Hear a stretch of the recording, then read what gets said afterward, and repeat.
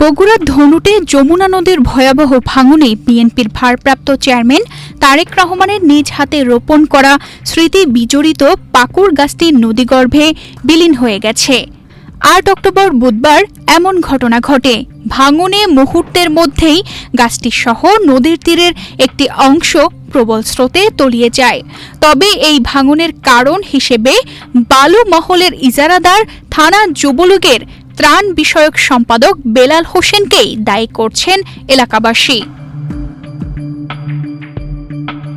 স্থানীয় সূত্র থেকে জানা যায়, প্রায় ২ দশক আগে বিএনপির ভারপ্রাপ্ত চেয়ারম্যান তারেক রহমান ধনুট উপজেলার শহরাবাড়ি ঘাট এলাকায় সফরে এসে স্মৃতি হিসেবে একটি গাছ রোপণ করেন। দীর্ঘদিন ধরে গাছটি স্থানীয়দের কাছে রাজনৈতিক ইতিহাসের এক স্মারক হিসেবে পরিচিত ছিল।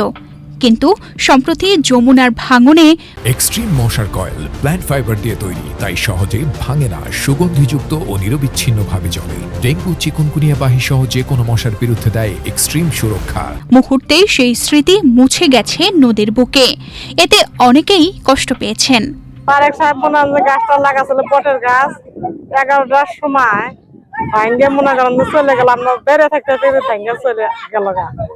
এমন ভাঙ্গন যে বাড়ি ঘর সব। এখানে উদ্দেশ্য হলো বেড়াতে আসছি, যে তারেক রহমান যে গাছটা লাগাচ্ছে এই গাছটা দেখার জন্য আসছিলাম। এক সময় যেখানে তারেক রহমানের লাগানো গাছের ছায়ায় বসে মানুষ গল্প করত, এখন সেখানে বয়ে যাচ্ছে যমুনার উত্তাল ঢেউ।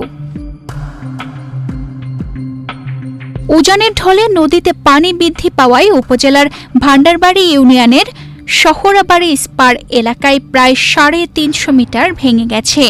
ব্যবসা প্রতিষ্ঠান, গাছপালা এবং প্রায় ৬০ বিঘা ফসলি জমি নদী গর্ভে বিলীন হয়েছে। ভাঙন আতঙ্কে তীরবর্তী মানুষ এখন দিশেহারা। নিরাপদ স্থানে ঘরবাড়ি সরিয়ে নিচ্ছেন তারা। কাজ করতে যাচ্ছি আমরা, ভালো দিনের কাজ করতেছি। এখানে ভেঙে যাওয়ার পরে থেকেই এরম যদি আরো ভাঙে, বহু জমি গেছে ভাঙে, আরো যদি ভাঙে তাহলে আর ধনুট থানা শেষ হবে, শেরপুর ধর হবে। যত তাড়াতাড়ি সম্ভব সরকারের কাছে আবেদন, এই জায়গাটা নির্মাণ হয় এবং বাদ দিলে সবচেয়ে ভালো হবে, এটা আমরা আশা করি। তাহলে আর ভাঙার ভয় থাকবে না। তো আমি মাননীয় প্রধানমন্ত্রীকে, বর্তমান প্রধান উপদেষ্টাকে বলবো যে অতি দ্রুত নদী ভাঙনকে রক্ষার জন্য বাঁধ নির্মাণ করা, বাঁধটা যেন খুব তাড়াতাড়ি নির্মাণ করেন। কারণ এই পার্শ্ববর্তী এলাকার মানুষ আসলে খুবই হতদরিদ্র। এই হতদরিদ্র ব্যক্তিদের পাশে যে এত বড় দুর্যোগ বর্তমান অবস্থান করছে, তো এই সময়ে মাননীয় প্রধান উপদেষ্টাকে অবশ্যই এই এলাকাবাসীর প্রতি দৃষ্টি রাখা দরকার। আমার উত্তর দোকান আছিল, দোকানে মালামাল টান দিলাম, টান দিয়ে বাড়ি ফিরে এসেছিল। মাল আবার একটু পরশুদিন মনে হবে দুপুরে 11টার সময় ভাঙন, একটু ভাঙন ছিল, একটু ভাঙন ছিল, যেবার ধরছে একবারে মনে হয় যে যাইতে যাইতে একবারে দোকানে গাছগুলো দোকান উঠে গেছে। আমরা দোকানটা জিনিসপত্র তেমন ছেড়ে। বগুড়া পানি উন্নয়ন বোর্ড জানায়, হঠাৎ পানি বাড়ার কারণে শুধু ধনুটের শহর বাড়ি নয়, আশপাশের বিভিন্ন এলাকায় ভাঙন দেখা দিয়েছে। ভাঙন মোকাবেলায় পানি উন্নয়ন বোর্ড তীর রক্ষায় কাজ করছে। বগুড়া জেলার ধনুট উপজেলাধীন শহরাবাড়ি স্পারে গত 2 দিন আগে তীব্র ভাঙনের সৃষ্টি হয়। মূলত আসলে এই ভাঙনের পূর্বে তার গত 2 দিন আগে 2 দিনের মধ্যে প্রায় 1 মিটার পানি বৃদ্ধি পায়। হঠাৎ পানি বৃদ্ধি পাওয়ার কারণে এই ভাঙনের সৃষ্টি হয়।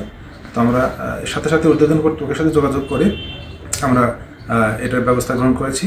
আমাদেরকে নির্দেশনা দিয়েছেন, আমরা সাথে সাথে জরুরি ভিত্তিতে জিও ব্যাগ এবং জিও টিউব ফেলে ভাঙন প্রতিরোধে কাজ করে যাচ্ছি। এছাড়াও আমাদের ওখানে স্থায়ীভাবে সংরক্ষণের জন্য আমাদের একটা ডিপিপি প্রণয়ন করা আছে। সেই ডিপিপি যদি অনুমোদন হয় তখন এরা স্থায়ীভাবে সমাধান করা যাবে। সারিয়াকান্দি উপজেলায় 2টি স্পার, 2টি হার্ড পয়েন্ট ও একটি গ্রোয়েন বাঁধ নির্মাণের ফলে এখানে সারিয়াকান্দি উপজেলায় ভাঙন যেরকম প্রশমিত হয়েছে, নতুন করে ভাঙন প্রবণতাও কমে গেছে। তেমনি ধুনটে বানিয়াজান স্পার এবং শহরাবাড়ি স্পার যদি শক্তিশালী করা যায় তাহলে এখানেও ভাঙনটি, ধুনট উপজেলার ভাঙনও রক্ষা পাবে। এই 2টি স্পার শক্তিশালীকরণের নিমিত্তে একটি প্রকল্প প্রস্তাবনা দাখিল করা হয়েছে এই প্রকল্পটি অনুমোদন হলেই খুব সহসাই শহরাবাড়ি এসপার এবং বানিয়াজান এসপার এই দুটি এসপার শক্তিশালীকরণের মাধ্যমে অত্র এলাকার নদী ভাঙ্গন হ্রাস করা ও প্রশমন করা সম্ভব হবে। বিগত ফ্যাসিস্ট সরকারের নেতাকর্মীরা জোর করে বালু উত্তোলন করে যমুনার তীর ধ্বংস করেছেন। ফলে শহরাবাড়ি ঘাটে বিএনপির ভারপ্রাপ্ত চেয়ারম্যান তারেক রহমানের স্মৃতি বিজড়িত ঐতিহাসিক বটগাছও নদী গর্ভে তলিয়ে যায়। দ্রুত ভাঙন রোধে ব্যবস্থা নেওয়ার দাবি এলাকাবাসীর। তানজিদা রহমান, ইনায়া, বাংলাদেশ প্রতিদিন।